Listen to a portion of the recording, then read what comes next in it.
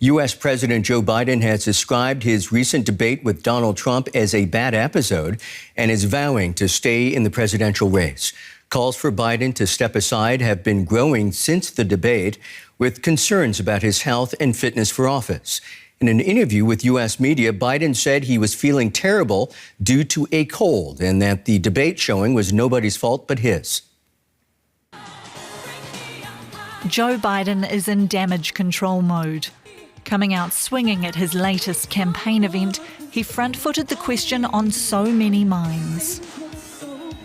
Now, you probably heard we had a little debate last week. Can't say it was my best performance. We love it, Joe. But ever since then, there's been a lot of speculation. What's Joe going to do? Is he going to stay in the race? Is he going to drop out? What's he going to do? Well, here's my answer. I am running and going to win again.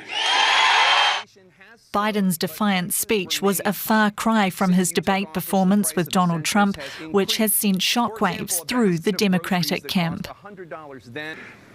Look, if we finally beat Medicare. Thank you, President Biden. President Trump?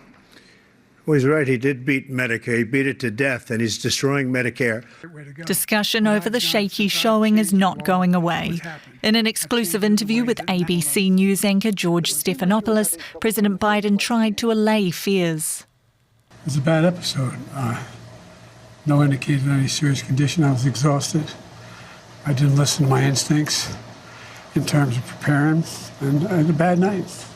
Because I was sick, I was feeling terrible. Matter of fact, the docs with me, I asked them, they did a COVID test because they were trying to figure out what was wrong.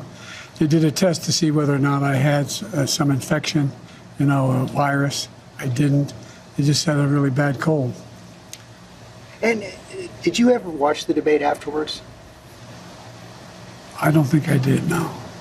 Biden has pointed to Trump's repeated lies during the debate and has labelled Trump, who is a convicted felon, a one-man crime wave.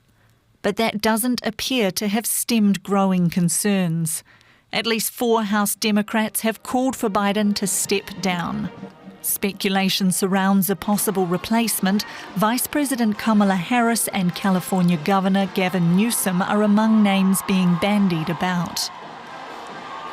But Biden says he is the most qualified person to beat Donald Trump in November's election and remains adamant he will not be leaving the race.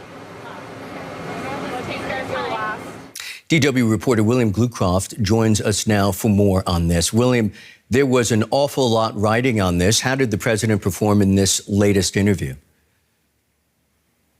Well, certainly better than the debate, but that's a very low bar to get over.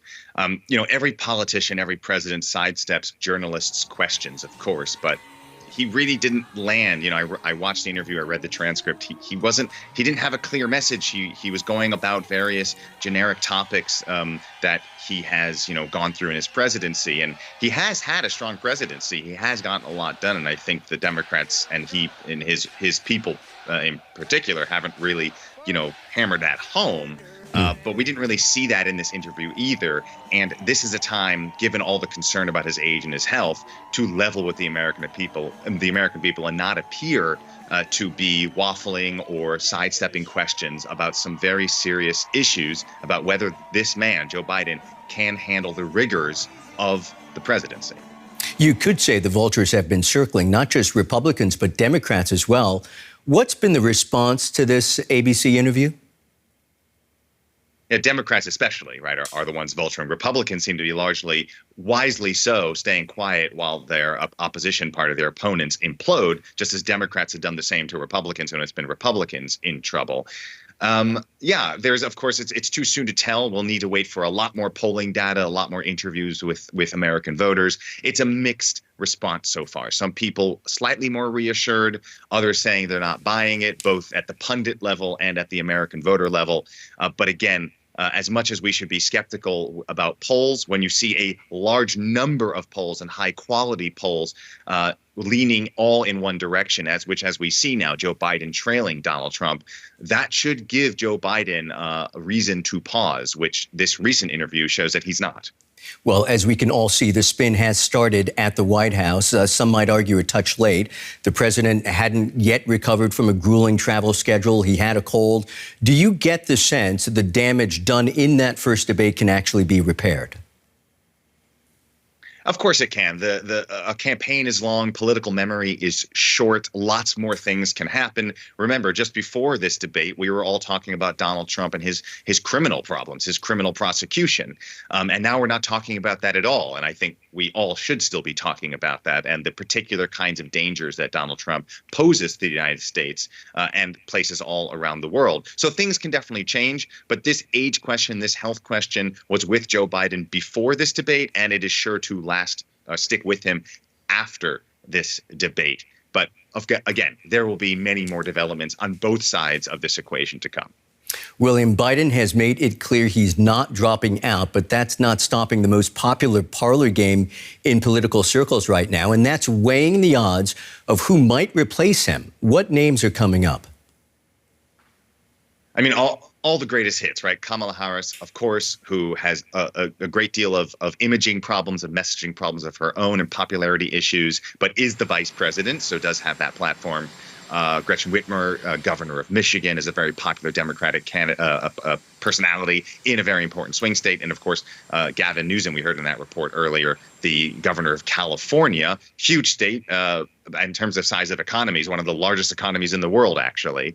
And so these are kinds of the candidates. But again, what is rumor? What is speculation? What is wishful thinking? What is really happening? These are very difficult things to parse out. And that's something we should be careful looking at and understanding those nuances as we go forward, however this is going to develop. But it's going to develop, and this could be one for the history books. Indeed. Great to see you, William. Our thanks to DW reporter William Glucroft.